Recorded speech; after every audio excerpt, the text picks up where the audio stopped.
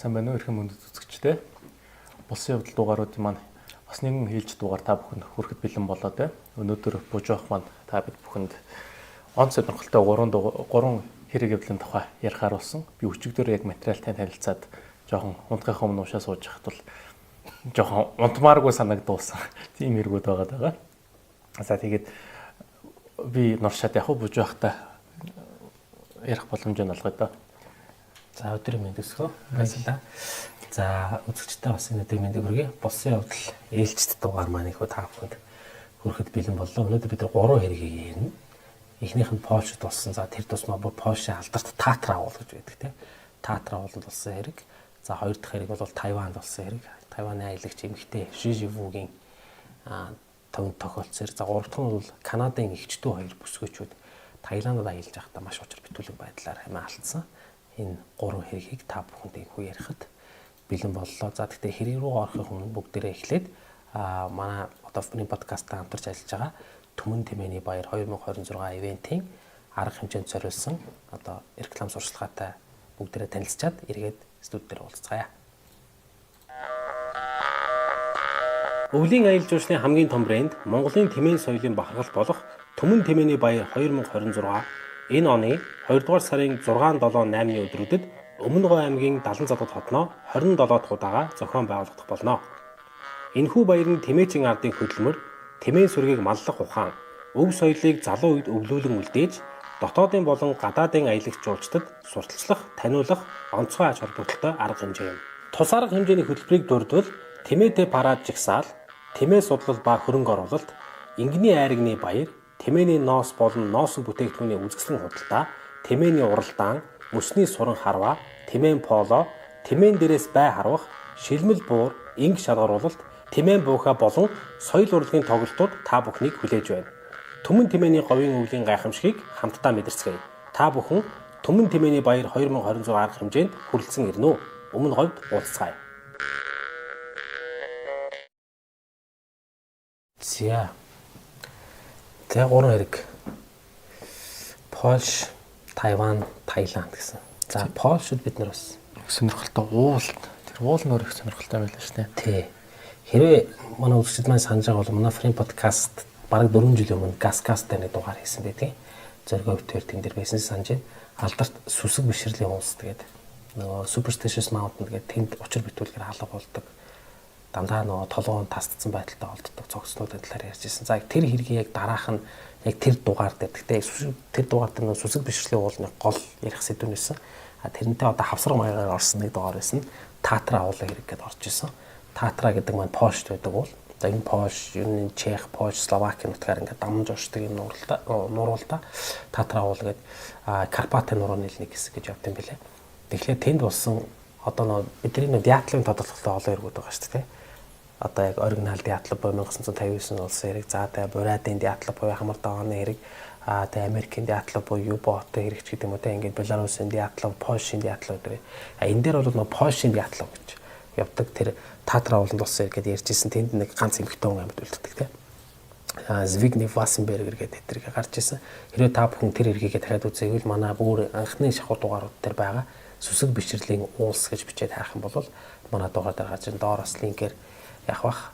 За энэ Ковальскигийн гэр бүлд юу тохиолдов вэ? Эхний хэрэг байгаа бүгд дээр оръё. 1998 оны 6 дугаар сарын 21-нд болсон хэрэг байна. Тэр үед те яг тэр тэн дээр Ковальскигийн гэр бүл болох 42 настай профессор золтой их сургууль одоо багшилдаг, ажилдаг 8 жилийн аяллаа туршлагатай. Тэгтээ аялал нь бол зүгээр нэг ингийн аялал шүү. Энэ хүнд нөхцөлд аялдаг. Ялангуяа одоо ууланд авирах, авиралт хийх, техник авиралт хийх гэх мэт хэрэгжлэнгээр авирдаг Пётр Ковальский гэдэг хүн байна. Нэг бол нүүр бол мэрэгчсэн юм байлаа шүү дээ. Гэр бүлээ дагуулд бараг 8 жил цуг аялаад яваад сурцсан ингээ хамаг техник бүх одоо боломж бололцсон, бүрдсэн энэ хүн бол за энэ хүн ууланд очиод алга болохгүй дээ гэх юм бол баг энэ хүнийг л харуулахаар тийм ус байсан юм байлаа шүү дээ. Ууг нь бол те. За эхнэр Анна Ковальская совилогч мэрэгчлээ. Одоо эмнэлэгт ажилладаг 39 настай ийм эмэгтэй байсан. За 2 хүүхэдтэй. Том хүн бол 14 настай Марк. За охин нь бол 12 настай Лиза гэсэн энэ дөрвөн буюу Ковальскигийн гэр бүлээс бүрдсэн энэ дөрвөн хүнд юу тохиолдов аа гэдэг.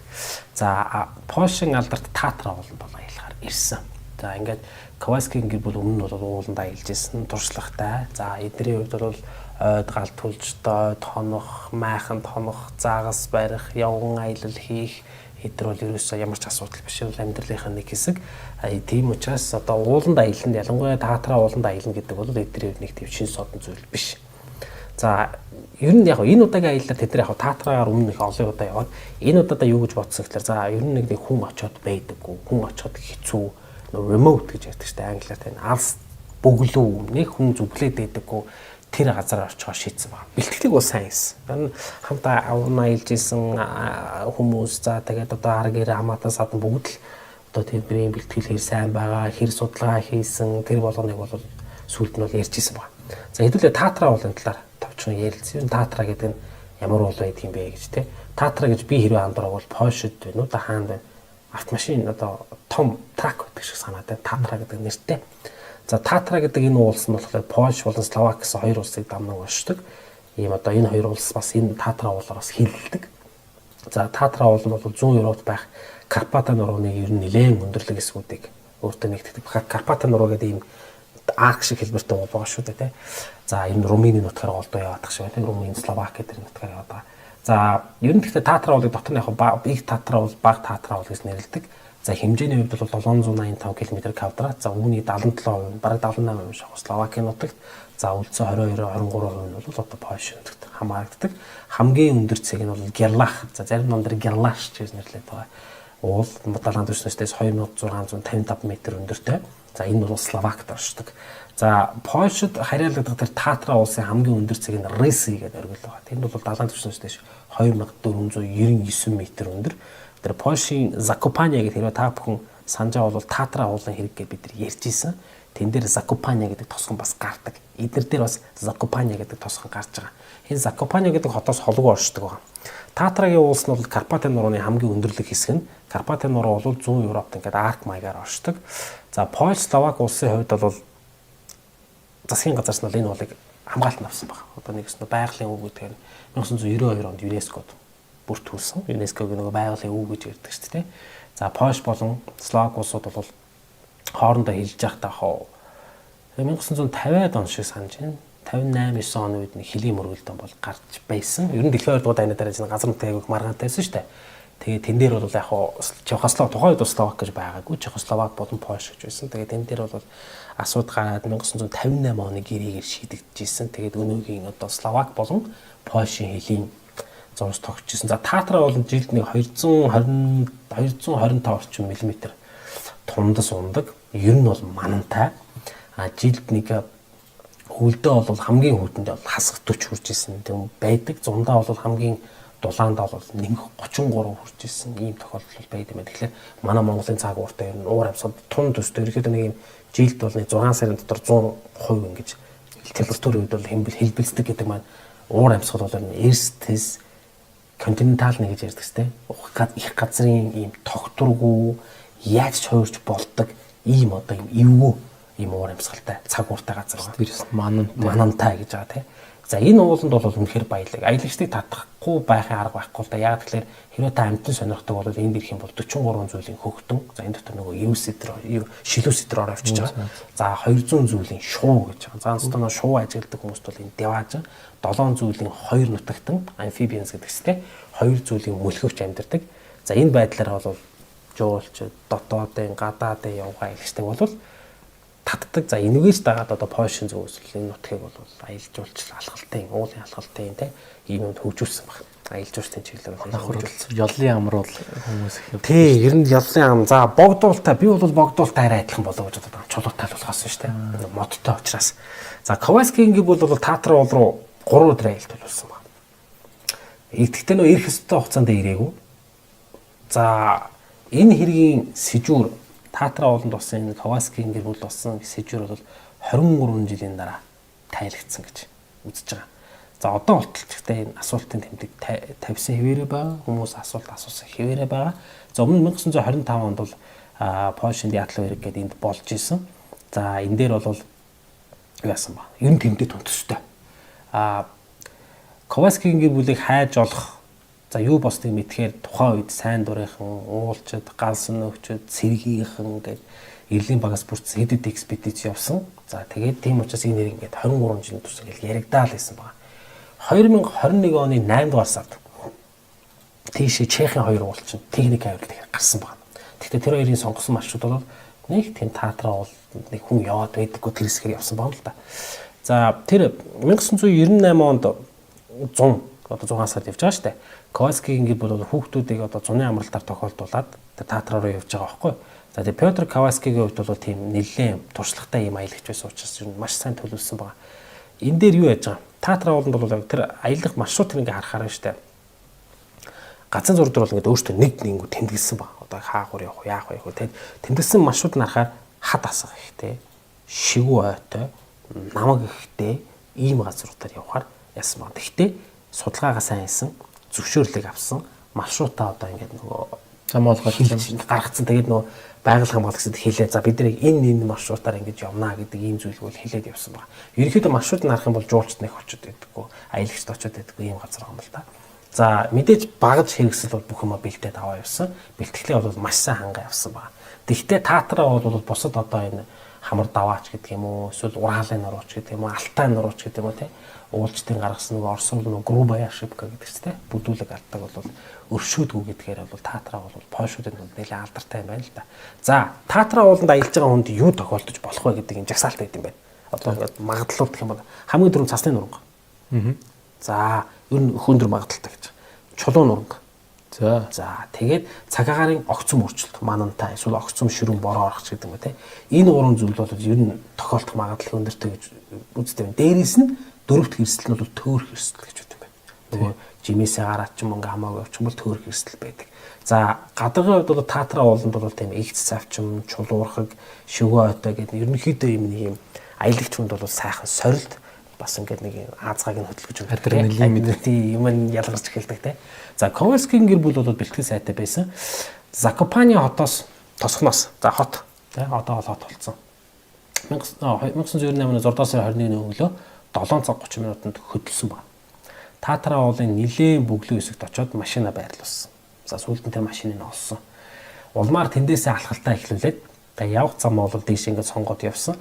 За тухайн үеийн цаг агаар бол нэг тийм одоо юу гэдэг онцгой юм бол байгаагүй. Яг л одоо байдаг л нэг төлөвлөсний дагуу. Яг л төлөвлөсний дагуу явсан. За мэдээ цаг агаар мэдээ бол сайн харсан байдаг. За аяллаа бол түүнд тааруулж бэлдсэн. Төлөвлөж ер нь ингээд маш сайн бэлдсэн гэдэг нь ер нь харагдаад байгаа. Явхуур хандсан шүү дээ. Их нэг юу гэдэг штэ нөгөө чамбай метик юмас аа. Яг нөгөө 8 хэмжиж тогтол 7 хэмжиж нэг огтл гэдэг шүү дээ. За тухайн үед яг тэд нар аялж байхдаа орон нутгийн хөтөч Станислав Новак гэдэг хүнтэй таарсан баг. Яг аялж байхдаа. Тэгээ Ковальскигийн гэр бүл бол таатраа руу өгсөө явж исэн. Станислав бол бууга явж исэн. Тэгээ нэг 10 цаг 30 минут хоорондоо таарсан баг. Ковальскигийн гэр бүлтэй таарсан хамгийн сүүлчийн хүн энэ байгаа байхгүй.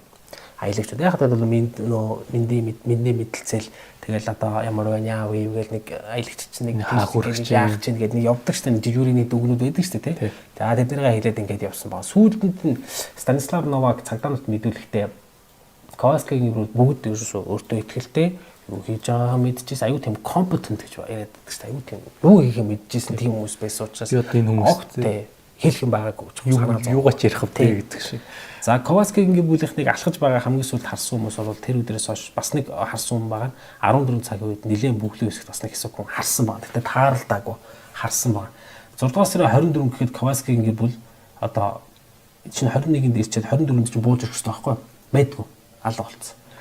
За тэгэнгუут нь сургаггүй болонгууд нь тэр Анна буюу тэр эхнэрийнх нь ихч Анна Ковальска гэдэг эхнэр нөөж 39 настай сувилагч. Тэрний эгч нь таатраа уулын хамгаалалтын албар руу дуудлага өгсөн байна.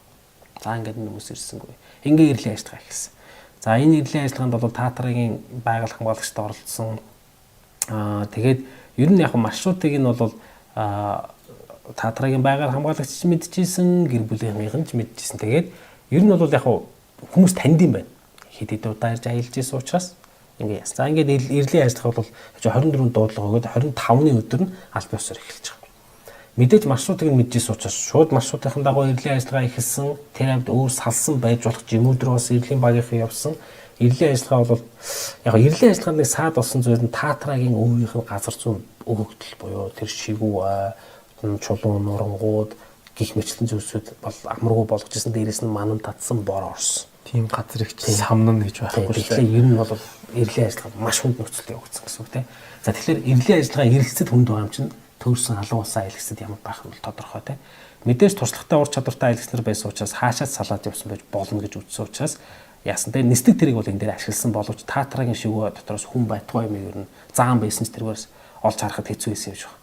Тэгээ ууланд хөдөж хийдэг хүмүүс ч гэсэн эрлийн ажиллагаанд оролцсон. Тэр дундаа таатра ууланд мэрэгсэн хөтөчнөр бас энэ аюуд оролцсон ба. Ингээд эрлийн багийнхан бол 150 хүний бүрэлдэхүүнтэйгээр 14 хоногийн турш эрлийн ажиллагаа явуулсан эцэст 14 хоногийн дараа бол ерөөсөө тэгсэн байлаа. За одоо бол энэ хүмүүс амьд болдог. Тэ. Тэгэхээр энэ эрлийн ажиллагааг албан ёсоор бол цуцлаа дуусгая. А гэхдээ сайн дурынхныг бол ингээд явуулъя гэдэг. Ингээд сайн дурынхан бол ингээд өргөжлүүлээд явсан байгаа. Би нэг сургалтанд сууж исэн. Тэр сургалтын дээр ойд дотор 3 хоног төөрөд болтохгүй бол тэр хүнийг үл солиорцсон, галзуурцсан, нэг үл өгцөн байгаа гэж ярьдгийн байлээ. Максимум 96 цаг гэдэг. 96 цагийн дараа бол та хүн биш ерөн цогт сайж байгаа гэдгийг л бодох хэрэгтэй гэж. Тэсэндээ үлсэн, даарна, хөлдөн тэ одоо янз бүрийн зэрлэг амьтантай таарна гих мэтчлээ. За энэ аврах ажиллагаа маань 1998-99 онуудад үе үе сайн дурынхан бол эрлийн ажиллагаанд явдаг байсан байна. Яг цуглаж аваад явдаг те. Тэгээ энэ хэрэг бол Польшийн уулзалтын холбоо болон уулын нийгэмлэгүүдийнх нь анхаарлыг нэлээд татсан. За энэс болоод бол хэд хэд экспедицүүдийг уулч зохион байгуулсан боловч хинч юуч болохгүй. Ингээд Коваскигийн гэр бүл тохиолдсон хэрэг бол Татра уулын нууцуудын нэг болж ингэж үлдсэн байна. 2001 онд эндээс нэг хэсэг хүмүүс нэг авиралтын эд хэрэглүүд олсон байна. За тийм цүн мөнгө тэ уулын сүх мөх. Тэгтээ судалгаагаар бол энэ Коваскигийн гэр бүлтэй ямарч хамаарал болох нь бол тогтооцсон. Ер нь 2000-аад оны сүүлээр нөө GPS гарч ирж байгаа эдгээр нь бас ингээд ашиглаж болох тийм зүйлсүүд гарч ирсэн боловч бас л нэмээд болоогүй. Найз нөхөд болон ар гэрийнх нь Коваскигийн гэр бүлийнхний дурсгал зориулж алхалтуудыг бол зохион байгуулдаг болсон байна. За ингээд энэ 98 онд болсон хэрэг 2020 онд буюу 22 жилийн дараа Коваскигийн гэр бүлийг тэрчээгээр нас барсан гэж албан ёсоор үзснээр ерөнхийдөө энэ хэрэг бол Польшод хаасан байна. За одоо ингэ дахиж одоо экспедиц явахгүй, сайн дурынхныг ч явахыг зөвшөөрөхгүй одоо энэ хэрэг бол одоо ингэ дууссан. Энэ бол Татра уулын нууц. Тэгээ нэг дээгүүр дээр бичсэн байлээ л дээ. Бидний их сурвалжууд Татра уулын дэрийг залгицсан гэдэг. 2021 оны 8 дугаар сарын 14-нд Марек Свобода энэ Чехийн уулч. За өөрийнх нь найз Ян Писчек гэдэг хоёр уулч. Чехийн уулчд бол Татра ууланд нэлээд бөглөө хэсэгт хадруу техник авиралт хийхээр болсон байна. За Татра уулыг нэлээд их цавчим хадрахыг хэсэг рүү шууд авиралт хийхээр төлөвлөд өдрийн 3 цаг 15 минутын үед нэг 80 м өндөр хадруу авирч байхдаа тэр нэг юм одоо хадны нэг юм ирмэг л байгаа байхгүй юм ингэж яваад ингэцэнтэй нэг юм хад ч тэгээд их огцом хад ингэж явж байгаад ирмэг орж ирээд ингэ бууж байгаа байхгүй. Яг тэр ирмэг дээр 80 м өндөрт гэж байгаа юм те. Нарийнх хэсэгт нэг тийм аяллаа цүнх. За тэр хэсэг багажнууд байхыг олж харсан баг. Тэг гайхс энэ нь одоо юу хийж байгаа юм бол ямар очтой юм бол гэдэг. Тэгэд нэг хэсэг тийм чулуун нурсан болов гэмээр нэг илээ юм чулуутай. Тэр чулуу тэнд байгаагүй одоо нэг юм нурж орж ирээд тэнд тогтцсон юм шиг тийм юу байгаа байхгүй одоо нэг дүрс ханаас бол байгаа. Тий тэгээ нэг юм за энэ нэг чулуун нурангуул энд болсон юм байна гэдэг нууд хүн чинь ойлгочихж байгаа байхгүй. Тэгээд тэгэд ойртод харсан чинь майхан олдсон байгаа. Хүний хувийн эд зүйлс байсан байгаа.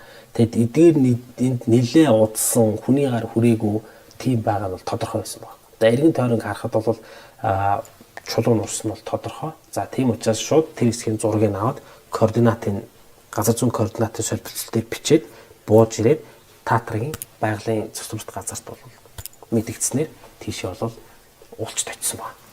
За тийшээ авирахад бол маш хэцүү байсан гэж байна. 80 м өндөртэй хийсэн. Тэгээд угаасаа хэцүү учраас тийшээ очсон ч гэж бодоо шүү. Эрлийн баг юус тэрийг самаагүй байхгүй тэр хэсгийг. Ингээд олдсон зүйлсийг алдны хүн бүртгэж үзэхэд байна шүү дээ. Хүний арга ясны үлдэгдлүүд. За хүний үлдэгдлүүд олцсон ба. Ерөнхийдөө ингээд задарлал гэдэг явагдсан. Цүнх, авиралтын багаж хэрэгслүүд, майхан, олс ингээд нэлээд юм олцсон. Тэгээд удсан учраас муудсан, өнгө алдсан, ганцсан маягтай байсан ба. Тэгээд ер нь бол хүний үлдэгдлүүд бол аль хэдийн задралд орсон ба шүү дээ. Ясмаас нь гарцсан. Ямар ч байсан нэг зүйл тодорхой байна. Энд тэдрийг амарч авах үед ч юм уу байрлаж авах үед эсвэл яг энд авиралт эд хийж авах үед чулуун нурангуйсан. Аваланш. Тэгэхдээ нэг аваланч цасан нурангуй шууд чулуун нураад ороод ирсэн байгаа байхгүй. Тэгээд тэрнээс болж энэ хүмүүс бол амиа алдсан. Тодорхой болсон байна. Тэгээ үлдэгдлүүд дээр бол генетикийн шинжилгээ хийж үзэхэд бол Анна, 39 настай Анна сувилагчтай, Петр Ковальский, за түүний хүү Марк 14 настай хүү, 12 настай охин Лиза нарын үлдэгдэл болох нь бол баталгаатай болсон. За ямар ч тач ингэсэн ийм дүр зураг бол гарч ирж байгаа юм. Энд нэг майхан барьсан юм шиг. Энд нэг буудлын отголсон байна. Майхангаа бариад яг байрлаж явах үед нь бол чулуун нурга болсон байна. Гэхдээ театрын ууланд бол чулуун нурга гэхдээ чулуун нурга ч нэг геологийн процесс шүү дээ. Ер нь тэгэл үе болж л байдаг процесс байгаа байхгүй тий. Тэгээ чулуун нурга бол асар том хэмжээгээр болсон учраас тэр хавийн газрыг бол танигдахгүй болтол нь өөрчилсөн. Ингээд Ирлийн багийнхан бол угаасаа энд хүн гарч ирнэ гэж бодоогүй, тийшээ Ирлийн багч очоогүй. За тэгээд ерөөхдөө бол бүхэн ойлгомжтой болсон. Эндээс нэг олдсон зүйл нь Петрийн гар бичмэл буюу тэмдэглэл байсан. Тэгээд аппарат нь олдсон. Аппаратн дээрээс авсан зургуудыг үзэхэд бол нэг тийм онц зүйл байгаагүй. Ямар ч байсан тэр зүүн дээр бол ирж буудаг отголтлоо зургуудыг бол авсан байгаа. Тэрнээс дараа бол юу болсон нь бол айгүй тодорхой болчихж байгаа тийм. Ер нь энэ үйл явдлаас хойш театраа уул бол ер нь тааварлах хүн биш шүү, бас аюултай юм биш шүү гэдгийг бол аялагчид ер нь байгаль хамгаалагч мэдэж аваад хичнээн туршлагатай байсан ч гэсэн уулын геологийн тогтц процессыг тааж мэдхэд бол хэцүү юм аа гэж үзсэн учраас энэ тал дээр бол ер нь театрагийн байгалийн нөөц газар нэлээд анхаарч ажилладаг болсон байна. Нэрнгээс л уул залхицсан байна шүү дээ. Ер нь шууд утгаар. Монголчууд бид нар ч бас яадаг шүү дээ. Уул гол горих нуур ер нь байгалыг басаж болохгүй. Битгий голыг гүйхэн гол гэж, уулыг жижиггүй бол гэж байгаль ер нь л авах юм авдаг, хийх юм хийдэг. Биднээс ямар ч хамааралгүй өөрчлөлтгөө шүүгээд аль эртнээс зааж ирсэн байдаг. Тэр л ер нь бидний иймэрдүү асуудлаас л одоо сэргийлэх гэж одоо хар багаас манд зааддаг байсан байлгүй тэл гэж гинт толгонд буулаа. За энэ Чехийн хоёр уулч Марк Свобода болон Ян Песчик нар бол мэрэгжлийн байснараа энэ байдлыг онцолж байгаа. Гэхдээ бид нар бас ер нь энийг анхаармаар юм байлаа. Аялагчид манай энэ хөтөчнөр ер нь аялж явж байгаа хүмүүс маань янз бүрийн юм сэжигтэй ч юм уу за энд нэг юм болсон байж магадгүй дэ гэсэн газар байх юм бол эд мөрийн баримтыг баримтжуулаад зураг хөргийн сайн аваад буулгаж авч чадаад тэгээд бүр болвол GPS дээр координатыг оруулаад ингэх юм бол энэ нөгөө нэг Ирлийн багт айгүй дөхөн болчихж байгаа байхгүй. Тэгээд ер нь яг юу болсныг олж мэдхэд айгүй дөхөн болчихж байгаа. Тэгээд тэмдэглэл дээр бол энэ театрын байгалийн цогцлолт газрын удирдлага бол энэ хоёр уулчныг бол айгүй тайм магтсан юм тайлан бол бичсэн байдаг. Ер нь бол энэ Чехийн авирагчид болон энэ туршлагатай уулчд бол маш ур чадвартай байсан учраас энд хүрч чадсан байна гэд. Тэгээд юу яасан ба Ковальскигийн аялын энэ хүү эмгэлтэй түүх нь ерөнхийдөө сургамж. Гэхдээ бас сануулга болж өгч байгаа. Тэгээд байгалийн хүчин зүйлийг бол басж болохгүй. За тэгээд байгаль гэдэг өөрөө бас аюултай зүйл шүү гэдгийг бол хүмүүст таниулсан юм үйл явдал боллоо гэж үзэж байгаа. Өнөөдөр ч гэсэн театраа бол техник авиралдаг бол хийдэг. Тэнд майхантай хонохоор аяллууд бол явдаг. Энэ бол үйл явдал бол зогсоогүй. Тэгээд 2021 оноос хойш бол геологийн судалгаа буюу ерөнхийдөө чулуун нуранга болох магадлалыг тооцож аялагчдад бас давхар анхааруулдаг болсон. За та хэрвээ тэр хэсэг рүү явах гэж байгаа бол чулуутай хэсэг рүү явах гэж байгаа бол чулуун нуранга болох магадлал одоо тэдүү биш шүү. Юмыг яаж яддаг та бас бодоорой ч гэдэг юм те. Тэгэхээр тиймэрхүү юмнууд бол нэлээ байдаг юм байна л та. Тэгэхээр өнөөдрийн бидний эхний хэрэг бол Польшийн театраа болсон хэрэг 1998 онд Ковальскигийн гэр бүлд тохиолдсон юм харамсалтай хэрэг. Тэгээд бид нар бол аль талаасаа бас сургамж авахар юм хэрэг болсон байна л да тий. Тэгээд бид зөвхөн польшчдгүй монголчууд бид нар ч бас айгүй их гэр бүлээрээ гарч иж тийш аялдаг шүү дээ. Тийм болохоор бас ер нь л ямар нэгэн байдлаар бас анхаарч харж явахгүй бол одоо жишээлбэл би 100 бол гавтаа цог хайрхууд гардаг байхгүй. Тэгэхээр бас л бодож шүү дээ. Бас анхаарч та тий. Тэгээд зарим алдааг бол уучлахгүй гэж. За бидний өнөөдрийн дугаарын 2 дахь хэрэг бол за бид нар өөрсдөө гарч хөхтөө тэгэж болсон. Ер нь селфинес болоод амиа алдсан Тайван гэж болж байгаа. За өнөөдөр бид нар одоо Польшоос хөдлөөд Аз твийн зүүн талд бүр тодорхойлбол Тайван. За бид нар Тайван улсын иргэд ярьж байгаагүй юм байна. Хятад улсын иргүүдийг ярьж байсан, Солонгосыг ярьж байсан, Японыг ярьж байсан. Тайванд бол ярьж байгаагүй учраас энэгээр бас Тайван улсын иргэд гэдгээр нэлээд сонирхолтой. Гэхдээ яг Тайваны арлын талаар бас тань мэдхэн дугаараад орох байхаа. За 2019 оны 1-р сард Тайваны алдарт уулчин ууланд аялж байгаад Орос сургаггүй алга болсон талаар мэдээлэл Тайванд гарсан сонингуудаар.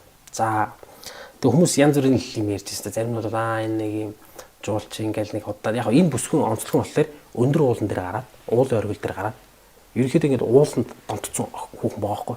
Уулын оргил дээр гараад бикинитэй селфи хийдэг. Эсвэл ийм гоёрын даашинстай селфи хийдэг. Эсвэл хурмын даашинстай селфи хийдэг. тэрүүгээр их одоо энэ нөгөө өөрөө суугтай YouTube суугтай инфлюенсер одоо тэгээд YouTube суугтай 14 мянган дагагчтай дандаа эмэгтэйчүүд тэр нь тийм байсан. За тэгэхээр яг хуу энэ эмэгтэй нас барсны тухайн үед шар хэвлэлүүдээр юу гэж гарч ирсэн гэхээр өөрийнхөө одоо нэг юу гэхэнтэй хит юм одоо орсууд тэргээ бичсэн байсан. Глупости гэж байгаа нэг юм тэнэглэлтэй одоо ингээд уулан дээр ингээд селфи хийж байгаа доош унсан ч гэдэг балаа юм байсан. Тий одоо шал дэмий юм хийсэн гэдэг. А нэг хэсэг нь болохоор ингээд нутгийн одоо Тайваны аралд ч бас тайванчууд тустай хүн байгаа шүү дээ. Энэ чинь полинез гаралтай хүмүүс. Тэд чинь нэг уугуул одоо юм шүтлэгтэй усууд байхгүй яг одоо монголчууд ч гэдэг ингээд уул усаа шүтдэг. Хитрхи ингэж олон уул руу гарч ингэж одоо нүцгэн шалтан зураг авахснаар бозарсан одоо нэг өсөнд одоо савд одоо хэлгнүүлсэн гэд байх магадaltaй гэх мэтлийн ингээд янз бүрээр одоо тухайн үед ингээд хүмүүс одоо тэр юм дээр хандчихсан л байгаа юм л да. Тэгэхээр ер нь ууг энэ аялагч эмэгтэй бол өөрийн амьдралын хэв маягаар бол маш олон хүнд сайн нөлөөлж исэн. Энэ аялагчийг бол Жижигүү гэдэг нэртэй ийм аялагч байгаа. Яг Жижи гэдгээр нь бол тэр дуудаа авчи. Аялах, байгалийн сайханд гарах ийм бүсгүй байгаа юм да. Ийм дуртай одоо ийм их дуртай лайфстайл явуулсан. Ер нь бүр ингээд тонцсон байхгүй ууланд. Тухайд 35 настай байсан. Нас орохдоо 35 настай байсан. Түүний талаар хүмүүс бол яг нас барсныхан дараа энэ хүнийг нэлээд мэдэж ирсэн байна л да. За өнөөдөр энэ хүний талаар одоо хэдүүлээ ярий. Энэ эмэгтэй бол Тайванд амьдардаг 35 настай. Офисын л ажилтнал да. Компани бол яг нь олон улсын худалдааны компани. Тэгээд тийм учраас яг л одоо нөгөө хүн ам ихтэй ийм одоо улсын тий нэг ийм хотын өдөр тутмын ажил нь ингээд дуусаж өгдөг. Ингээд нэг ажил араасаа ингээд шахаж орж ирдэг. Өсөлтөө ихтэй ийм нэг хотын нэг юм офисын нэг юм стресстэй нэг юм амьдралын хэв маяг байдаг шүү дээ. Яг л ийм хэв маягт амьдардаг байсан юм ихтэй. Ажлаа муу хийгээ халагдчихвал орныхон хүн билэн. Яг зөв. Тэгэхээр ийм байдлаар бол амьдардаг. Ийм одоо амьдралын хэв маягт хүн байсан. Гарахны амьдрал гэж яриад байгаа шүү дээ хүмүүс. Тийм. Тэгээд илүү цагаар ажиллах тохиолдол байдаг. Даад нөө компани зорилго алсын харааны төлөө тэгээд тэр үүрэг даалгаврыг биелүүлнэ гэдэг бол Жижигийн амьдралын нэг хэсэг байсан байна. За энэ нэгэн хэвийн амьдрал нэг өдөр дуусгар болсон. Хизээ дуусгар болсон гэхээр 2014 оны 4-р сард Жижигүүгийн амьдрал оронгороо өрсөлдсөн. Аав нас барсан. Аав нас барснаар ээж нь ганц бий болж үлдсэн. Өнчирч одоо өөрөөсөн болж үлдсэн. Ингээд Жижи дээр ихчтэй байсан бодож ихч нь хүнтэй суугаад өөрөө гэр бүл зохиогоо явчихсан учраас өөрөө бол ээжийнхаа дэргэд байх, ээжийнхаа харж хандахтаа ээжийнхаа хайртай, аавынхаа хайртай байсан Перс муур гэдэг. Тэр одоо Иран үлдрийн муур юм шиг байна тий. Тэр муур хоёрыг харж халамжтай амьдрахаар болсон байна. За тэгээд ер нь дээрээс нь энэ дээр бас нэг үйл явдал давхцсан нь энэ Тайваны олон улсын худалдааны энэ компани нь цомогтол хийсэн байна. Тийм учраас цомогтол хийнгүүт яахт нөгөө ажилтнаа цөөлнө шүү дээ тий. Халаал явчих. Тэгэхээр энэ ч бас таарсан. Тэгээд Тайванаасаа яваад их газрын хятадд байх дээр ээжийнхаа гэрэл бол явсан байна. Ингээд Жижигийн хувьд бол угсаач аавтайгаа дотн байсан. Тэгээд аав нь байхгүй болчихсон учраас ингээд яасан байна. За 20 жил тасралтгүй ажилласан ганц бие эмэгтэй нөхөр хөвгт байхгүй. Тэгэхээр мөнгийг бол сайн ураасан байж таараа. Тэгээд тийм учраас бол төр ингээд нэг ажил хийхгүй нэг жоох хамс хийхэд бол нэг санхүүгийн тал дээр бол асуудал байхгүй учраас нэг санаа зовоо. За яг энэ үед өөрөө авиралтыг сонирхож ирсэн байгаа. Уулын авиралтыг. Энд бас нэг зүйлийг ярих хэрэгтэй. Жижи яг энэ уулын авиралтаар анх ингээд сонирхож эхэлж байхдаа Алекс Янг гэдэг нэртэй залуутай танилцсан байна. Энэ Тайван залуу л да. Тэгээд одоо Тайванууд ч бас нэг юм Америк нэр мэртэй байдаг шүү дээ. Алекс тэр мэргээд тим мем гэдэг. Англи угаасаа Америктэй бас харилцаа сайн учраас. Тэгээ яг энэ хоёр бол зураг авах аялах хоббигоор нэгдэж дотноссон байна. Тэгээ яг зарим нь бол хайрцагын холбоотой байсан ч гэдэг зарим нь бол найз нөхдөй холбоотой ч байсан янз бүрээр бичээд байгаа юм л да. За яг тэрийг хажууд тийш нь хайрцагл байсан юм. Ямар ч байсан холбоотой байсан. Хамтдаа Тайваны тэр Юшан гэдэг байгаа. Тэр нь бол яг хаш гэсэн үг юм одоо Юшан гэх хашуул руу аялсан. За тэгээд энэ бол Алексын хувьд бол байгалийн зураг авдаг бол Жижигийн хувьд бол өөрийнхөө зургийг нөгөө гоё бикинитэй нөгөө гоё зураг одоо авдаг байна шүү дээ.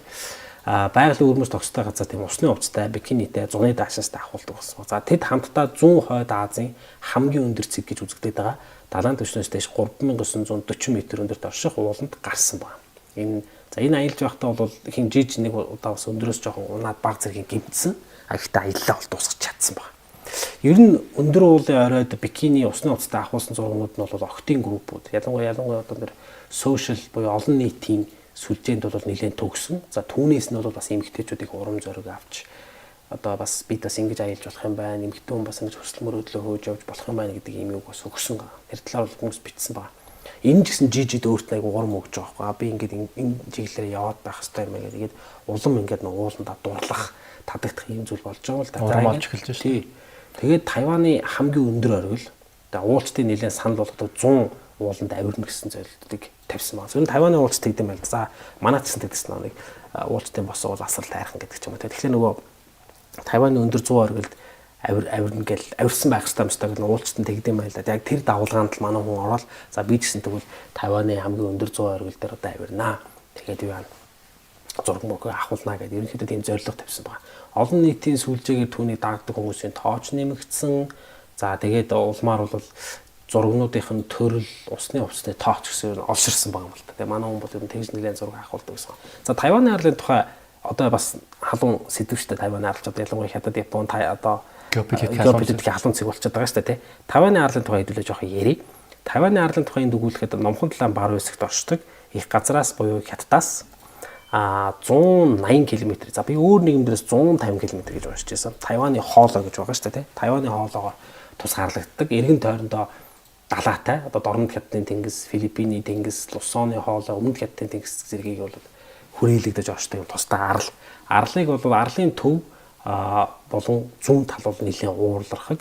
За өрнөд хэсэг нь бол ийм жоох нам дор газартай байна. Тэр Юшан буюу хашуул гэдэг байгаа нь бол далайн түвшнээс 3952 м өндөртэй. Энэ яг ер нь 3500 м давсан өндөр уулс бол Тайванд бас байт юм байна. Хоёр тектоник хавтны зааг дээр байдаг учраас газар хөдлөлт бас их тохиолдог. Энэ төл дээр бол Японтой төстэй. Хэдий жижигхэн арал боловч хэд хэдэн өөр экосистемтэй маш сонирхолтой ийм арал байна. Тайван нь уулархаг арал тэгээд ургамлын олон төрөл зүйлтэй гэдгээрээ ер нь дэлхийд нэлээд алдартай. Энэ арал дээр нийтдээ нэг 3000 зүйлийн ургамал ургадаг. Тэдгээрийн 1500 буюу тал нь эндемик гэж байна. Зөвхөн Тайванд л ургадаг. Ялангуяа тэр солонгос жодоо модоо гэдэг. Тэгээд тэр 70 моднууд байгаа, хулс мод байгаа, Хуайс, Тайваны нарс гэх мэт ийм зөвхөн Тайванд л байдаг юм моднууд ургадаг. Уул зүүн систем нийтдээ 270 орчим километр урт хамгийн өндөр нь түрүүн хэлсэн Юшан бол за нэмж өгүүлэхэд энд бол Тайванд бол өөр бусад улсуудаас очиж гадны одоо уулзалт очиж бас их аюулт хийдэг гэдгээр алдартай. Энд дэр бас нэг зүйл байгаа. Сингапурчин газар нутаг жижигхэнтэй шүү дээ. Гэхдээ нөгөө хүн олонтой. Тэгэхээр Сингапурч нөгөө мэрэгжлийн цомхон гэхдээ мэрэгжлийн аюу өндөр түвшинд бэлтгэгдсэн айрамтай байхгүй. За энэ айрам бол энэ Тайваны энэ улсад ирж бэлтгэл хийдэг юм байна. Тэгэхээр ер нь бол энэ Тайваны улс бол бас нэлээд алдартай тий сонирхлыг татдаг ийм газар байна л да. За Тайваны уулчдын холбооноос уулын аялал ер нь аялал жуулчлалыг дэмжихийн тулд Тайваны 100 өндөр оргилд авирах үйл ажиллагааг давулгаасан учраас энэ давулгаанд бол жижиг орсон. За 100 оргил нь бол юу яа гэм бэлээ дээ. Чинь 2016 оноос ихэд аялж эхэлж байгаа. Анхны ер нь жижиг үед юм бэлээ. Анхны тусламж аюул сайн үзүүлдэг. Дээрээс нь ингээ хүмүүс олон нийтийн нөө сүлжээгээр өөрийнхөө сувгаар бол ингээд аль ууланд нь сүлжээ байдгийг, аль ууланд нь сүлжээ байдгийг, сансрын утас авч явал яадаг ийм анхны тусламжийн хайрцаг ямар байх ёстой гэх мэтлэгээр ийм зөвлөгөөнүүдийг айгүйх ингэж явж үзээд тэндээ ингэж влог хийх маягаар ингэж байлуулд юм билээ л дээ. За тэгээд яг хүмүүс бол янз бүрээр хүлээж авсан юм билээ. Нэг хэсэг нь бол түүнийг үнэхээр одоо гайхан бишрээд хүндлээд ингэж хүлээж авч исэн бол нөгөө хэсэг нь бол энэ бүтэхгүй наач одоо ингэ балаа авгаа. Нэг балаа авгаа. Ял одоо ингэ тэнэр уул хадаа тэнэл явж идэг. Тэгээд энэ байдал нь ээжд нас нөлөөсөн бид. Ээж нь ч гэсэн сүлдээ ч одоо ингэ нөхөр сүдэртэй болдгоо юм уу? Одоо яагаад ингэж ууланд яваад байгаа. Би өөрөө мэдчихээ гэж бас ээжтэйгээ бас нэг жоохон тийм юу яадаг одоо асуудал үүсдэг байсан байгаа юм л да. 35 гэдэг жил чинь гарах гад тийм. Тэгээд яг орон нутгийн иргэд бол яг тэр уулуудад амьдардаг одоо ингээд орон нутгийн иргэд байгаа ш. Тэд нар бол нэг тийм дуртай байгаагүй гэж. Ер нь бол ингэж эмгтэн хүн гэж жоох нь юу буруу гэдэг. За тэгээд зарим уулзалт бол яг янз бүр хүлээж авсан баг. Энэ эмгтэн уулч ингэж явдаг бол үнэхээр сайр гэ. Зарим нь бол энэ бол нэг тийм сүртэй юм биш гэл ингээл янз бүр. За энэ 100 оргил гэдэг байгаа нь зүгээр хин дуртай гүг очиж гарцдаг юм бас биш байгаа. Бас тэр чинь өөрхөн чаленжтай, сорилттой ийм юу байгаад байгаа. За энэ дээр бол ямар эрсдэл байдаг гэхээр эд зүйлсээ алдах боломжтой. Төөрөх, манантай орчинд орох мэт гих мэт одоо бас энэ авиралтыг уулын аяллыг бас өөрхөн чаленж болгочдөг, сорилт болгочдөг ийм зүйлүүд бас байгаад байгаа юм л да. Тэгээ энэ Тайванд бас нэг анзаарахсны хандлага нь бол ийм байна. Хүмүүс ингээд нэг замаараа ингээд олон дахин яваад шүү дээ одоо гэл уул руугаа. Тэгээд тийч сонирхолгүй болж эхэлдэг байна. Нөгөө тэр замаар тэнгууд жижигийн толгойд юу орж ирсэн гэхэлээ дөл би өөр замаар явъя. Урд нь явдаг байж байгаа явах байлцсан замаар явъя. Эсвэл би бүр өөрөөс хоошин зам гаргая гэдэг ийм одоо сэтэл гарч ирсэн байгаа юм л та. Тэгээд ер нь бол яг аяллаа компаниуд бол өөрт нь нөгөө нэг рил хийгээд өөж гээд ингээд мөнгө төгрөг амлаа санал тавьсан болж өөрөө тэр зөвшөөрөг бол байгаа юм л та. Би бол ингээд өөрөө яг явдгаар явнаг өөрийнхөө л байна гэд. Тэгээ энэ дээрээс нөө юу яаж байгаа. Тайван ч өөрөө нэг бас их цэрэгдсэн газар юм байна. Ялангуяа нэг хятадтай харилцаа их юм учраас тийм учраас цэргийн баазууд их байдаг нь энэгээр бас хүмүүсийг дэж дураар ингэ явуулах дургуун байна. Ер нь ялангуяа тэр нууц цэргийн баазууд байгаа газар юмсан хайнааны арал бол тийм байсан. Аяллаа бүсгэж тусдаа яг тэр хаялнааны арлын тэр хятадын цэргийн баазууд бол тусдаа асуудал байхгүй. Тэнтэй адилхан Тайванд бас цэргийн баазууд ингээд тусдаа байгаа байхгүй. За жижигийн хувьд бол мэдээж энэ бүхэн бол угаасаа сонирхлын татсан. За ингээд ер нь явнаа гэж шийдсэн байна. За түүнтэй аяллаа турш таарч исэн хүмүүсийн дурсамж бас тэн дээр яригдсан байдаг юм байлээ. Бичигдэж үлдсэн байдаг юм байлээ. Ер нь дурсамжаас нь үзэх юм бол бүр найдвартай ус авч явдаг гэж байгаа. Маш их хэмжээний ус авч явдаг, шоколад их авч явдаг. Тэр нэг energy bar гэдэг юм да чи монголоор орчуулах юм бол одоо нөгөө эдэн гутны нэг ирч хүч өгдөг нэг юм одоо нэг юм сникерс тэгээд нэг юм самар мамартай нэг юм байдаг шүү дээ тий. Тийм зүйл бол авч явдаг. Тэгээд замдаа таарад бас жоохон өлсөж ядарсан хүмүүст өгч тусалдаг тийм байсан баг. Энэ зүйл чинь бидний өмнөөс нь Апалачигийн дугаар дээр ярьж байгаа бас нэлээд анзаарэгдэжсэн тий. Апалачи чинь бичгтэйг дүр мөршөлдөг шүү дээ. Аягсаа таарад янз бүрийн дутууч байх юм бол заавал өгж одоо тусалж авах хэрэгтэй гэдэг. За одоо манай хүн бол ингээд яаж иж байгаа 100 оргил дээр бол авирцсан баг. За тэгсэн чинь нийтдээ Тайванд авирч бол 256 оргил гэдэг гинэ. За манай хүн 100-д нь авирцсан шүү дээ. Одоо тэгвэл бүр 256 болтол толгом гэж үзсэн. Тайваны бүх оргил дээр гарна. Энэ үед нь бол найл гэсэн тийм GPS болон сансрын гар утас авч өгсөн ба. За ер нь нэрээ чи ингэж үнэхээр шийдсэн бол чамд наад чи ирүүлнэ гэдэг. Ингээд Тайваны 256 орлууд нь бүгдээрээ далайн түвшнээс дэш хамгийн багадаа 3000 м өндөр. За тэгэхээр энэ хүн бол нэлээд айхтар зорилго тавьж байна те. Мэдээж хамаатан садангууд бол ээж нь бол зөрчилдөж эхэлж байгаа юм л да. Тэгээл одоо наад ч одоо тэмэлж наад нэг амьдралаа бойл гээл. За жижиг гэсэн ажиллаж хийх. Тэр манай хүнд ажил ерөөсөө юм биш. Одоо ерөөсөө уул руугаа л явна. Тэр одоо мөнгө төргөн дуусгаж байгаа бол хамаагүй зээлж мэйлээ ч юм ингээд одоо дагагчтаасаа мөнгө төрөг босгоод явна ч гэдэг юм те. Тийм болсон баг. Жинхэнэ аялагч болсон. За бас нэг жижиг дээр анзаарэгдэж байгаа юм нь юу гэсэн гэхээр найзуудаа дагуулж байгаа байсан. Урд нь бас нэг ганц нэг хүн дагуулаа явчихдаг. Тэ нэг цөөхөн групп дагуулж явчихдаг. Одоо бол за энэ төвхтэй юм байна. Бас нэг олон юмны ааш болж явах гэж харлаа гэж утсан юм шиг. Тэнгууд ерөөсөө ганцаараа явъя. Ганц тайчин ганцаардахгүй гэл цөнхөө уриалгаараа явдаг болсон. Хичүүлэн явсан байж тээ. За ер нь ийм байл нөө групптэй явахаар нөгөө группт аялагч нэг сул тал нь дураараа маршрутаа өөрчлөхөд их хэцүү. Дээрээс нь нөгөө хэрэв групп ахалж явж байгаа бол тэгэл хүмүүсээ бас харж хандаж явна шүү дээ. Тэгсэн дотор ч янз бүр хүмүүс алгаж чаддаггүй. Тэгэхээр тэрнээс жоохон төвөгшөөсөн юм шиг манай үзсэн. Би ер нь өөрөө яваа. Ингээд эрх чөлөөгөө мэдрээд явсан байгаа. 2017 оны 5 дугаар сард Тайваны төвийн уулсын систем рүү ганцаар явсан байгаа. За энэ үед бол өндөрөөс унж хөлөө бэртээсэн ч гэсэн буцаж ирж чадсан. За энэ тал дээр бол өөрийнхөө бас зургийг олон нийтийн сүлжээнд нэлээд байрлуулсан юм нь бол байдаг. 2018 онд Тайваны төвийн улс руу 3 өдрийн аялал хийснийхаа дараа нэгэн үйлчлэгдээ тэр Джон Соломон гэдэг нэртэй 55 настай Массачусетс мужаас ирсэн уулчтай танилцсан байна. За тэр хүний нэг онцлог байна. Тэр хүн бол айл болох бага юмтай явдаг. Нөгөө амар юм хэмнэж явдаг. Тийм боохгүй. Тэгэхээр тэр хүн юу гэдвүлээ илүү дутуу юм ерөөсөө хүнд хэрэггүй. Зүгээр тэр хүний авч явдаг бол нэг жоохон уус мустай нэг ойр зуур идэж уух юм да нэг анхны тусламжийн хайрцаг майрц юм байна. Айл болох нь минимал бага ачаатай явдаг гэдгээр нэлээд алдартай юм байна. За энэ Соломоны хувьд бол 1980-ад оноос хойш хамгийн бага зардлаар хамгийн олон ууланд авирахын тулд аялдаг болсон. Ер нь бол бага эд хэрэгсэл авч явдаг гэдгээр нэлээд алдартай. За ер нь бол бараг ачааг бушгүй явдаг гэж ер нь хэлэхэд болно. Тэгээд хамтдаа аялал явахаар тохирсон байна. За явахаар болсон чинь ачаагаа үүсэн чинь Джоны ачаа 15 кг байна гинэ. Энэ upmost necessary юмнууд л хийсэн байгаа байхгүй. Нөгөө шаардлагатай зүйлс. Асан чи жижиг ачаа 32 кг болсон. Тэнгууд тэгсэн чинь өөрөө ч нэг томгой жижиг хүн байсан. Тэгсэн чинь Джоны зөвлөж байгаа гэж яах вэ? За наад юу те будаа гомын ус шоколад аваад явахад хангалттай. Наар илүү тутамд ор гэсэн чинь Жижиг нь зураг авдаг мангар том камертай шүү дээ. Оо энэ минийг бол орхин гэж байхгүй. Яа аваад явна. Ингээд хоорондоо жоохон зөрөлдөөд. Ингээд жижиг яасан ба. Ачаатайгаа явсан ба. Тэгээд ер нь яг их ачаатай явж байгаад унж мунахаар бас нөгөө нарийнхан зам дээр ч юм ингээд уулын бил ингээд ихцэн одоо юугаар ингээд явж мовж байгаад магадгүй зүгээр эвгүүтээд ачааныхаа юунд инерцэнд дийлдээд бас ингээд уулын муруу унах тохиолдол байдаг юм байна л да. Тэрийг бол Джон тухайн ингээд аяллаар ингээд анхааруулж өөртнөөс ингээд яг үзэл бодлоо солилцоод явж исэн юм шиг байна. За бүсгүүд бол тэр гараад уулан дээр аваад зураг авах гэдэг процесс нөрөө чухал байсан учраас Джонны ярьснаас авахын аавн гейхин гин тий. Ингээд 2019 оны 1-р сарын 11-нд Жижи галт тэрэнд суугаад за 3 удаа дамжсан ба.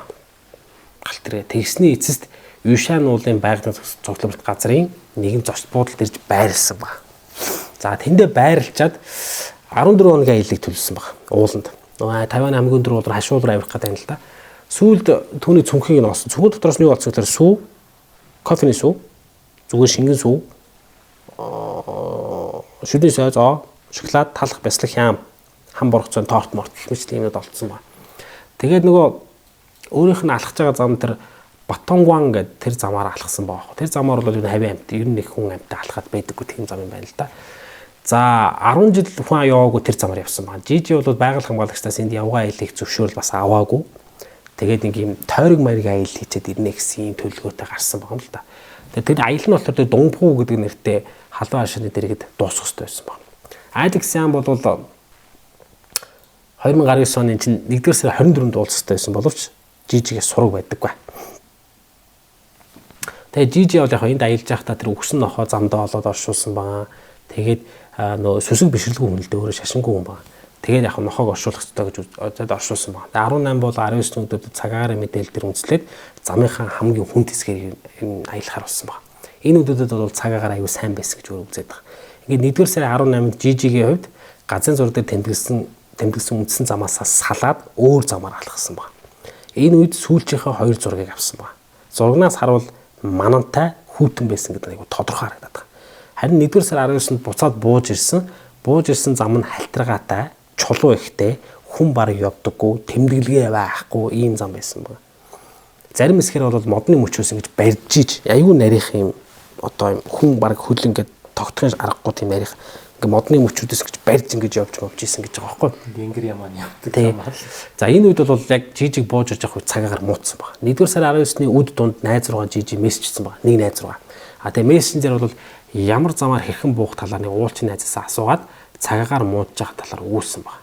Тухайн үед бол Жижи 2400 м өндрөөс 1500 м өндөрлөө бууж исэн байгаа байхгүй. Тэгээ бууж исэн байна. За ингээд ямар тач тэр оройгоо майханд өнгөрүүлэхээр шийдсэн байна. За тэгээ тэний байрлалсан газар нь бол нэг 2 хавцлын хооронд голын ирэг дагав ч юм уу байрлаж исэн.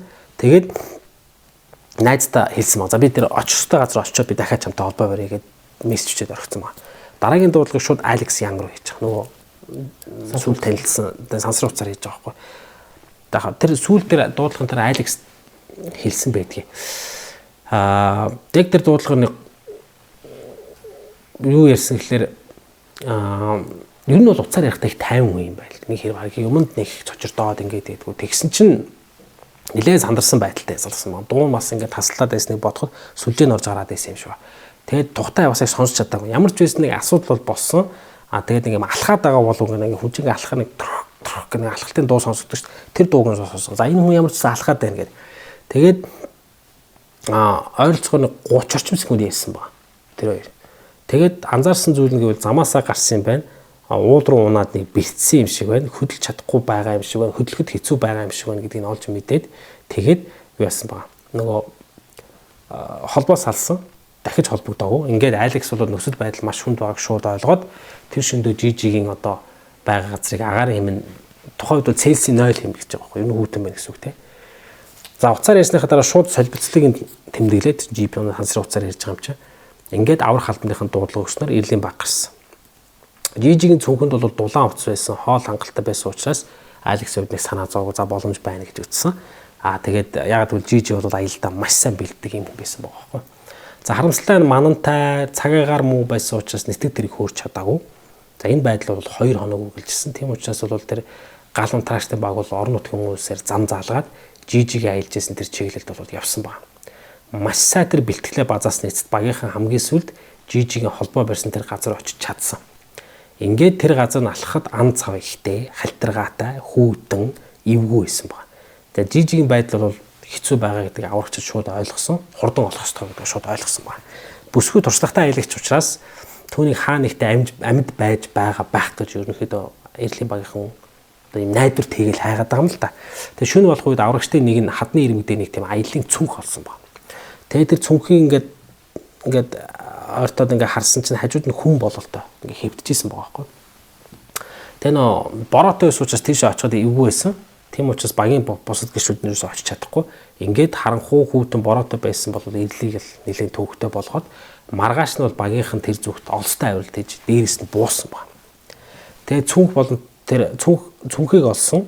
Тэгээ хажууд нь бол жижи нас орсон байдалтай болдож байгаа байхгүй. Тэгээ дээрээс доошо буухад 5 цаг яаж бууж гэж байгаа байхгүй. Маш хүнд ийм ирмэг дээр очиод гаццсан юм шиг байна. Ингээд жижигийн хувьд бол хавцлаас баг 30 м орчим бас өндөр дээрээс унсан. Тэгээд яг ирмэг дээр ингээд унтсан юм шиг байна. Одоо өндөрөөс унаад ирмэг дээр унаад тэгээд багийнханд бол очиход бол бүх зүйл оройтсан байсан гэж байгаа байхгүй. Нас барчихсан байсан. Түүний хажууд бол аялын цүнхэн, анхны тусламжийн хайрцаг нь, айлгсын бэлгэлсэн сансрын утас нь, гарч шийдэн нь, сойз нь олдсон байна. Тэгээ нэг хөрөм нөмөрсөн байсан нь бол дулаахан байхыг хичээж ийсэн гэдэг нь бол харагдулж байгаа. Тэгээд усны сав, шоколадны цаас энтэнд бас хөглөрч харагдсан. За эхний байдлаар бол жижиг энэ ирмээр унсан. Тэгээд тэр шөнөд авч чадлагүй ингээд бэртлээд босгоод ингээд шархнаасаа болоод нас барсан гэсэн ийм одоо дүгнэлтийг хийгээд яасан баа л да. Тэгээд юу яасан баа. Цүнхэндээ байсан хоол хүнсээ бол сайн хэрэглэсэн юм шиг байна. Юу нэ шоколад дээр сайн хэрэглээд. Тэгээд цус алдсан. Тэгээд яг задлан хийн гэдэг угаасаа нэг аваа явчих штэ цогцсон. Ямар хиний байдлаар тэгж тогтоосон байгаа. Тэгээд нөгөө сансрын хүнжлэгээд мэдхүүгүй ингээд нэг нэмгэн хүнжлэг байдаг штэ тий. Тэрийг бас нөмөрсөн боловч нэг нэмэр болоог юм шиг байна. Ингээд хувцаа тайлсан байдлыг нь үзэх юм бол осголцын нөгөө нэг сүүлчийн шийж тэмдэг буюу нөгөө paradoxical undressing гэдэг аахгүй хүн чинь осгож эхлэхдээ сүүлийн шатны юу гэж мэддэгдүүлээ халууцлалт мэдэрдэг. Тэр халууцж байгаа юм биш аахгүй ерөөдөө би чинь унтарч ин гэсэн. Хамгийн сүүлийнхаа элчийг л би чинь гаргах юм гэсэн. Тийм учраас нэг яг ингээд нэг цээжсгэрийг халуусдаг учраас хүмүүс шууд ингээд өөрөө мэдлэхгүй хувцаа тайлж эхэлдэг. Тэр бол ер нь за та бол явж гинэ гэсэн үг байхгүй тий. За энэ дээр ухаан санаа нь орон гарan болсон байж магадгүй гэж байна. Шүдний сойз гаргаж ирээд түргсэн баг. Түргсэн юу байгаад. Тэгээд ваагүй. Цүнхэн дотор нь аппарат нь байсан. Нэг тийм олон зураг дарж чадаагүй юм шүү. Тэр зургуудыг харахад ингээд цогцыг авч явах ажил өрнөд тэгээд чинь нисдэг тэрийг хамаагүй доошо бууж болохгүй аюу өндөр моттой учраас тэ цогцыг авах гэж бол нэлээ юм болсон. Тэгээ агаарт нисдэг тэрийг бараг 40 минут ингээд зогсож ийж тэр цогцыг арайж ингэж авч явсан байгаа байхгүй. Тэгээ тэр цогцыг авч явахад тэр тээвэрлэлтийг хариуцсан чинь Жун Чан гэдэг одоо байгаль тэр нисдэг тэрийг нэж олгочвол тэгсэн байхгүй. Нисгэж бол энэ бол миний оролцож байсан хамгийн хүнд аврах одоо цогц тээвэрлэх ажиллагаа байсан. 32 жилийн карьерийн түүхэнд гээд. За мэдээж бүх юм тодорхой болсон задлангийн үеэр тийм. Унсан, бэртэл авсан. За тэгээд осголт явсан. Ингээд нас барсан. Ийм одоо тусламж хүлээсэн. Тусламж нь бол мэдээж очиход хэцүү байсан. За жижигийн орчуулгын үеэр аврах ажиллагааны талаар Жон Чан өгүүлсэн. За тэгээд олон нийтийн сүлжээнд яг л аюу хүмүүс аюу их олноор одоо имэйлээ илэрхийлж ийсэн. За ер нь бол усны хувцастай уулруу авирсан гэдэг яг нэг янз бүрийн яриа дараа нь гарна шүү дээ. Ингээ нөө лус авдаг хэлгэнүүлсэн эдэр гээд янз бүрийн ярианууд гарсан. Тэгээ энэ дэр нэг юм бэлээ. Тайваны аялал жуулчлалын яам жижигийн хар гэрийнхэн $60,000 торгуул ногдуулсан байт. Яагаад тийм торгуул ногдуулсан гэхлээр зөвшөөр өгдөг газараар аялсан гэдэг үндслээр. Тэгээ гисэн ч гэсэн олон нийтийн дарамт шахалт нөө хүмүүс нөө бичэн штэ наа чи ингэслээ гээд. Тэгээд олон нийтийн ялангуяа дагагчдын дарамт шахалтаас болоод энэ торгуулаас бол татгалцсан ба. Жижигийн оршуулга дээр нийтдээ 300 хүн ирсэн. Ихэнх нь хамт аялдаг, хамт алхдаг хүмүүс нэрсэн.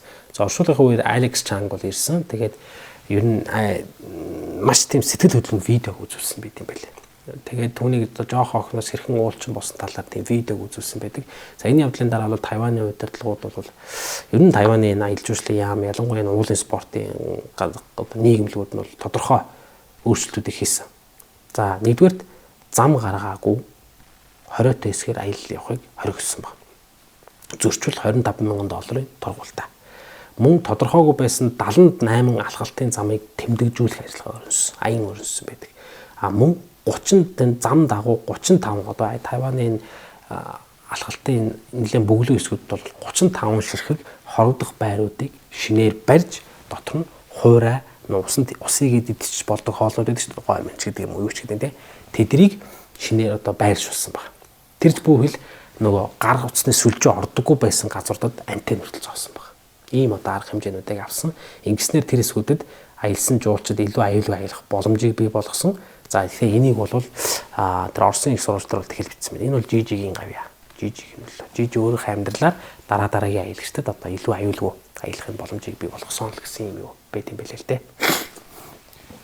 Бид нэр алдчихж ижил сонсдог байгаа шүү дээ. Одоо хонгоцны авааруудын цөөхөн болсон шалтгаан нь ерөөсөө л өмнө болж байсан осол авааруудын дээр хийсэн судалгааны үр дүнд л одоо юу хийж болох, юу хийж болохгүй бид нэр ухаардаг. Тий, нөө цусаар бичигддэг гэдэг чинь тэр шээ тий.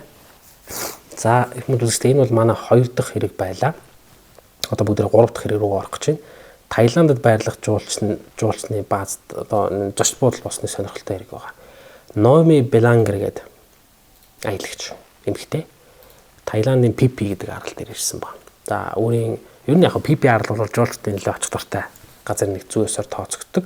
2012 оны 6 дугаар сарын 12-ны орой амралтын газар ирээд 25 настай Номи буудлын өрөөнийхөө хаалгыг одоо өөрийнх нь дүү 20 настай. Ер нь яг дүүтэй Одритэйгээ Номи нэг чинь 25 настай, Одри нь бол дүү нөхгүй. Тэгээ энэ хоёр бол Канадын Квебекээс ирсэн. Тэгээ зүүмнүүд Азийн нутгаар ингэж аялж агаад одоо Таиландд ирсэн байгаа байдал нь. Тэгээд яг энэ хоёр эмэгтэй ингээ хоёулахнаа бие даад аял гарахт нь Канадад одоо Квебект хар гэрийнх нь нэлээд дургүй байсан юм билээ. Та хоёр одоо ингээ хоёулахнаа ингээ аялал энэ болж байгаа юм уу? Аюулгүй байдал чи ямар юм гэхэлэр нөх Номи ч өөрийнх нь том их чинь шүү дээ. Би ингээ дүүгээ аваад асуудалгүй явшнаа. Битээ санаа зов нэ тэрэг. Тэгээ хоёулаа тэр өдөр нэг уцаар явах гэж үзсэн юм шүү. Тэгээ уцаар явах гэж үзээд тэгээд угаасаа манай Вьетнам, Таиланд болон Канад ч цагийн зүр айгүйх байгаа шүү дээ. Тэгээд яриаггүй. Тэгээд энэ хоёр нөгөө Вьетнамд аялж байхдаа нэг хоёр Бразил залуутай танилцсан байна. Тэгээ яг Таиланд бас хамт түрээд ирсэн. Тэгсэн чинь тэр хоёрноос урьсан юм шүү. Ингээд Пипи арал дээр оройд одоо нэгсэн до пари хий те. Одоо шоуд юм уу та те. Тэгээд яасан ба. За тэгээд манай хоёрч гараад очисон. Ингээд далайн иргэн уушгийн газар товлсон цагтаа очиход нөгөө амлсан ёсоор нөгөө хоёр Бразил залуу тэдний хүлээгээ зогсож байсан. Тэгээ хоёулаа нэг гартаа нэг юм том хувин барьсан байсан гэж. Тэгээд хувин барьчаа тэгээд нөгөө минь тусаа мэдлцээ. За юу вэ? Яав ийм гэл тэгжэл нөгөө хувин доторхоо сонирхсан байна. Тэгсэн чинь энэ уух зүйлийг зөвхөн энд л ууж болно. Тэ энэ хувин дотор байгаа. Наад чи юу гэсэнгүй л амсал үзэлтэй гэл. Тэгсэн шүү тэ. Тэ. Зөвхөн дэлхийн энд л ууж болно гэж байгаа юм те. Тэнгууд нь нөгөө хоёртой уусан. За тэгэл дөрүл аваад нөгөө юм ч айгуу гоё болоо шоу цэнгийн ч аюул тэнд ингээл бүжиглээл. Ерөнхийдөө Таиланд ч нэг тийм штэ нэг юм 100 цэнгээ шоу нариганы юм айгуу тохиромжтой. За тэгэл нөгөө стану DJ хөгжим бүх зүйл айгуу ер нь бол цагийг маш хөгжилтэй өнгөрөөсөн баг. Энийг хоёлаа нуушаад яах вэ? Гэтэл эхлээд ийгсэн баг. Номын хари гэсэн баг. Их чинь штэ. Тэгсэн чинь өөдрөгөө би жоохон байж байгаа харьяагээ. За ямар ч гэсэн ингээд нэг ягаад тэнгууд номын болохоор за би төрүүлээд явлаа шүү гэдэг. Төрүүлээд өрөөндөө ирсэн. Араас нь нөгөө бүсгүнэг шөнийн 3 билүү 4 цаг үед ирсэн баг. За ингээ өрөөндөө ороод тэгээд 2 өдрийн турш тэдний өрөө ирсэн. Нам гүн байсан гинэ. Ерөөсөө ингээд нэг хүн гарч орж байгаа ч юм байхгүй. Тэгээд нөгөө өрөөний үйлчлэгээ нөгөө 2 өдөр ч өрөөний үйлчлэгээ захиалаагүй юм чинь тэд нар ч. Тэгсэн нөгөөс нь буудалч нь тэгдэж шүү дээ. Өрөөгөө цэвэрлүүлэхээр бол ингээд бичиг дарддаг те. Үгүй бол do not disturb гэж бичиг байдаг шүү дээ те. За тэгээд 3 дахь хоног дээр нь өрөөгөө хүсэлт нь ирэхгүй болохоор буудлын ажилласан жоохон гайхаад. Тэгээд цэвэрлэгээний хүн орсон байгаа хөөхгүй. Тэгээд ороод гашраа гараад ирсэн. Орилол гараад ирсэн. Тэгээд гараад ирсэн чинь тань нэг тухайн үед яг ээлжинд ажиллаж исэн менежертэй хэлсэн. Одоо ингээд тэнгууд нь дуудаг ирснээр Рат Самбон гэдэг хүнээр ахлуулсан цагдаагийн албан хаагчдын бүрэлдэхүүн орой 9 цагт ирж буудлын өрөөнд үйлчлэх хийсэн баг. За хурандаа өрөөнд ороод юу байгаа тухай дуудлага авахдаа ер нь юу харахаа мэдчихсэн тул нэг харсан зүйлээ нэг цочроогүй. Хоёр бүсгүй өрөөндөө өөртөө ор хөнжилтөө хэвцгээсэн. Тэгээд биеийг битүү ингээ бөөлцөн тучигдсан байсан гэж байна. За бүсгүүчүүд ойролцоогоор 12-оос 20 цаг орчмын өмнө нас барцгаасан байдалтай. Одоо хамгийн түрүүнд тэд ерөнхийдөө юу гэж үзэх вэ? Энэ алкогольны хордлогод орсон байх магадaltaй. Энэ төмпөдөө уугаад байгаа штэ. Тэгсэн чинь цогцнуудыг хэрэг ажигласан байгаа. Тэгээд уруул болон жавжны хэсэг, хумсны завсар одоо хатсан цусны тол харагдсан байна. За ингэнгүүд юу гэж бодсол энэ тулд одоо ингэ зодон болсон байж магадгүй ч гэдэг. За хин нэг магадгүй хүчрхийлэх гэж оролцсноос ямар ч ингэ тэмцлийн уулмөр байна гэж хурандаа шууд бодон гутлаа өрөөг илүү сайтар ажиж үзээд ямар нэгэн гадны нөлөөлөх хүчин зүйл байж магадгүй гэж үзсэн боловч тийм зүйл байгаагүй. Тэгэд гаднаас хин нэг нь орж довтлсон бол довтлууг болж таарч байгаа юм чинь. За тэгэнгүүт нь шүүх хэмжээний тусгай шинжилгээний баг дуудаж ирсэн баг. Тэгээд хариуг нь хүлээгээд барахгүй шүү дээ. Айгу удаан шүү дээ тэр чинь. За хоорондоо тэр ерөнхийдөө ямар байж болох уу гэдэг ийм гаргалгаануудыг гаргаж ирсэн байна л да. Симуляцууд хийсэн байна шүү дээ. Тэнгууд буудлын ажлаас асуусан байна. За буудалтаа бол номын шөнийн 1 цагт ирсэн байна. Нэг залуутай ирсэн гэж байгаа. Нөгөөх нь барьцыг залуунд байхгүй. Тэгээд дүүн үүрийн 4 цагт бас нэг үл таних залуутай ирсэн байна. Яг хоёулаа нөө залуутайгаар ингээл хамт ирж л дээ. Тэгээ өглөөний 6 цагийн үед нөгөө хоёр залуу нь буудлах хөрөөс гараа явсан баг. 6 цаг үед. За ингээд камер дээр тэр нь байгаа штэ. Ингээд буудлын хяналтын камераас татж авсан зургийн дагуу хоёр залуу хэн болохыг тогтоосон баг. За Бразилиас гаралтай одоо Таиландд байхгүй буццсан хоёр нөхрөө хаш таарч байгаа байхгүй. Нөгөө хоёр нь буццсан. Тэгсэн чинь Интерпол нөгөөт хайгаад нөгөө хоёрыг чинь барьж авч байгаа. Барьж авч олоод мэдүүлэг авсан чинь өөртөө бол бүсгүүчүүдийг нас орсныг дуулаад амар гайхсан гэж. Бүү юу болцсон яасан тийм болсон юм байна. Тэгээд яагаад тэгэхээр тэд нар тэр шүнийг өнгөрчөөд маргааш нь нисэх хууртай байсан байл. Яг тэр дагуугаал ниссэн юм байна. Тэгээ яг хөө тэдний байцаалтаас бол нөгөө хам гэмээр ухаж дөнгөж байгаа шүү дээ. Нөгөө нэг полиграф тест мэст уушуулаад те. Тэгээд бүх юм яриануд нь үнэн болохыг тогтоосон юм л да. За тэгээд залуучуудаас мэдүүлэг авсан байна. Тэгсэн чинь мэдүүлэг дээр юу гэж ясна гэхлээр бүсгүүчүүдтэй уулзсныхаа дараа ерөнхийдөө ингээд нэг өдрийн турш ингээд хордлогод орсон байна. Маш ихээр бөөлжөөд орноосоо босч чадахгүй 2 хоног баг ингээд 1 хоног болсон гэж. Хурандаа энэ залуус бас өвдсөн байгаад ерөнхийдөө бол та нарын уусан юмд нэг учир байна гэсэн байна. За ер нь бол яг эхлээд хурандаа бол юу гэж бодсоо тэр хоолны орлого гэж магадгүй гэж бодсон байна. За нөхдүүд яг нэг юмнаас хордчлаа гэх. За ямар төрлөө юмнаас хордсон бай гэж бодсон байна. Ерөнхийдөө бол Таиландд жил бүр хэдэн сая жуулчд ирдэг. За тэгээд мэдээж хоолны орлогонд ордог, эмчлүүлдэг жуулчд бол нэг тийм цөөхөн байдаггүй юм байна. Бас асуудалтай шүү дээ. Тий. Манай ч гэсэн хоолны орлогонд нөгөө жуулчд ордог шүү дээ. Ядаргаатай шүү дээ. Үрээс яг ч болдог байхгүй тий. Ямар ярах хөгжлөхгүй гэдэг. Тэгээ нөгөө тэр чинь нөгөө нэг янз бүрийн шалтгаантай л да тийм заримдаа хордоход бол хүн уснаас ч хорддог байхгүй. Ер нь эвгүйхэн ус уучхад л тий одоо жишээ нь одоо юу гэдэг би говийг муулж байгаа юм шиг говьд очивол зүгээр ингээд ус уугаад хордцсон байгаа байхгүй. Тэгэл гүйлгээд идэг ингээд болж өгдөг тий.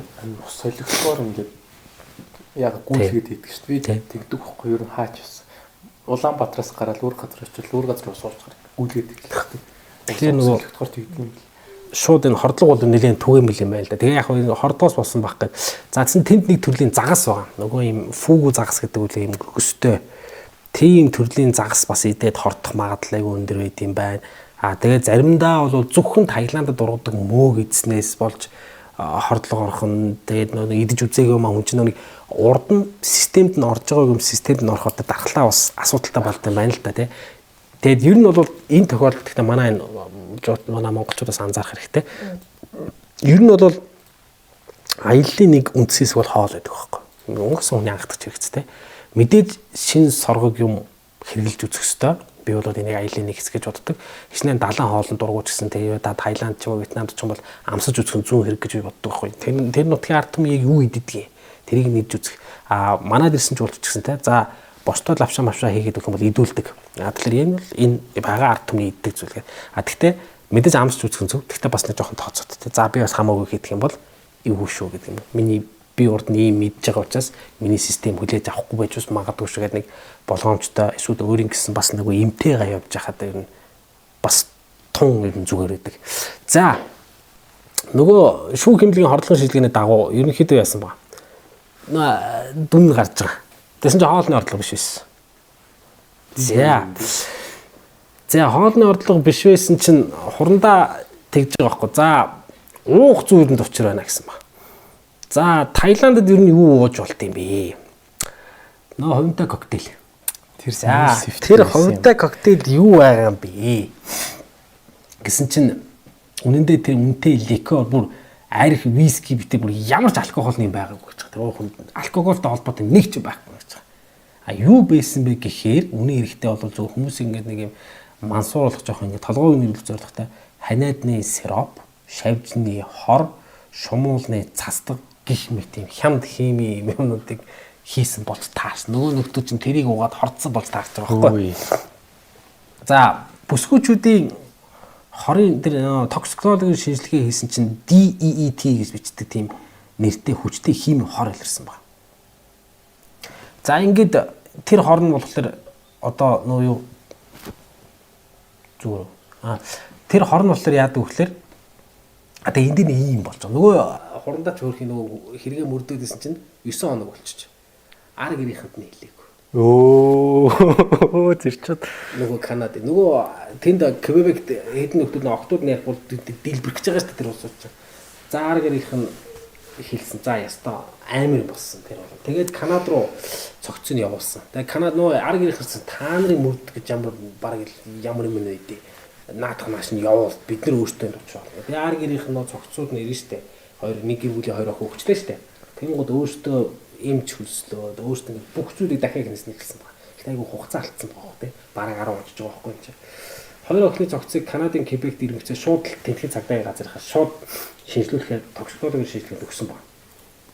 Энэ ч эцгийн хувьд зөв санаа тий. Тэгээ хүүхдүүдээ ерөнхийдөө хүүхдүүдээ өнгөрсний хэвлэл мэдээлэл ерөнхийдөө ингэсэн байна. Мэдээгээр олж мэдсэн байгаа байхгүй. Юу гэсэн юм бэ? Дараа нөгөө хурандаа хэлж байгаа байхгүй тий. За ингээд шалгалт бол явсан. За цагдаагийн Таиландын цагдаагийн газар бол нэлийн энэ дээр ажилласан. Тэгээд яг нөгөө буудлын өрөөнд нь орсон байна.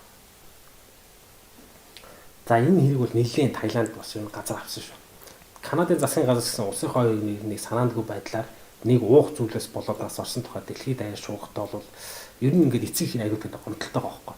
Канадын одоо элчин төлөөлөгч юм яриаггүй, Таиландын удирдлагын зүгээс ч юм уу цагдаагийн газрын зүгээс ч яриаггүй ингээд амар удацсан байгаа байдал төр нэлийн гомдолтой. Тэгээд Рене гэдэг мөрдөгчийг тавьсан байна. Ер нь бол энэ мөрдөгч болоод ястаа нөгөө нэг сэжүүс бариад авах юм бол тавьдгүй нэг юм Шерлок Холмс шиг нөхөр байхгүй. За мөрдөгч бүсгүй шууд ажилдаа орсон. За наадах хэзээс дугуйж дөнгөн. Зүгээр л юу байсан баа. Мөрдөгч бүсгүй болт гэсэн баа. За уух юмд бол хортох нь хорцсон. Гэхдээ энэ бол үхлийн шалтгаан биш байна.